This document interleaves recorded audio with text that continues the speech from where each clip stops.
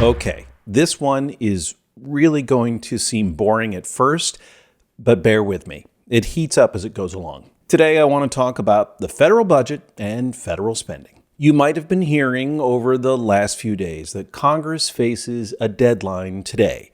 It has to pass a spending bill, or the government runs out of its authority to spend money at all and has to shut down. In fact, this bill might have passed or not passed by the time you watch this. Technically, this spending bill is what's called a continuing resolution, or CR. It's an extension of virtually all of the existing spending plan from Biden's administration. It's the spending plan that the country has already been operating under. This extension is only temporary. It's intended to let the government limp along until September, when the country's fiscal year ends. Presumably, by then, they swear, pinky promise, they'll have a real, honest-to-goodness, brand-new budget negotiated between congressional Republicans and Democrats and President Trump.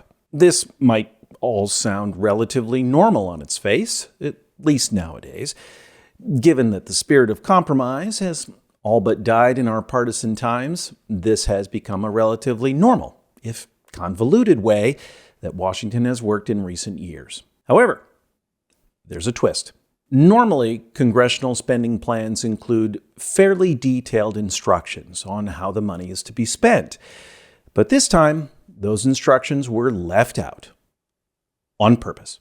When the Republican-controlled House passed their version of the bill, almost completely along party lines, they wanted to give the Trump administration maximum authority to spend as it sees fit, without Congress's input. That lets the Trump administration make the decisions on how to spend taxpayer money, shifting it around or perhaps not spending all of it at all. In essence, Congress's plan merely becomes a ceiling on spending and little else. All of the rest of that power is handed to the president. And you see, that's the real point here. This temporary spending bill isn't really about spending. It really isn't about any particular policy directly. It's not about immigration or inflation or DEI or Medicaid or Medicare or Social Security. Instead, it's about breaking the Constitution, about fundamentally changing the nature and mechanics of the republic.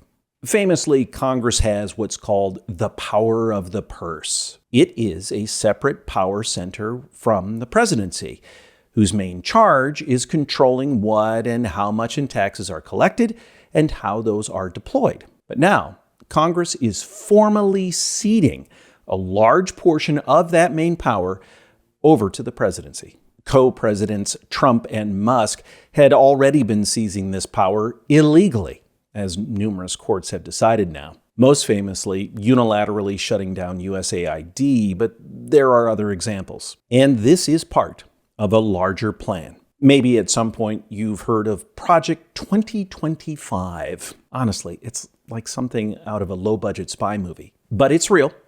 They've planned this for years. It's a stated goal. A little more specifically, Republicans want to give the president the power of impoundment. Back in the 70s, Nixon began trying to take over Congress's power by refusing to spend money according to the plan. But Congress pushed back and made it illegal to do impoundment. Trump's buddies see that law as bad news and unconstitutional, so they're looking to overturn it, maybe even ultimately looking to get a decision by the Supreme Court. Now, at this moment, Democrats are split. Some argue that if the government closes down, Trump would automatically get wide authority to decide what to spend money on. And if the shutdown went on long enough, Trump could lay off a bunch of people legally, which again, he has asserted the right to do, but courts are saying, nope, not legal.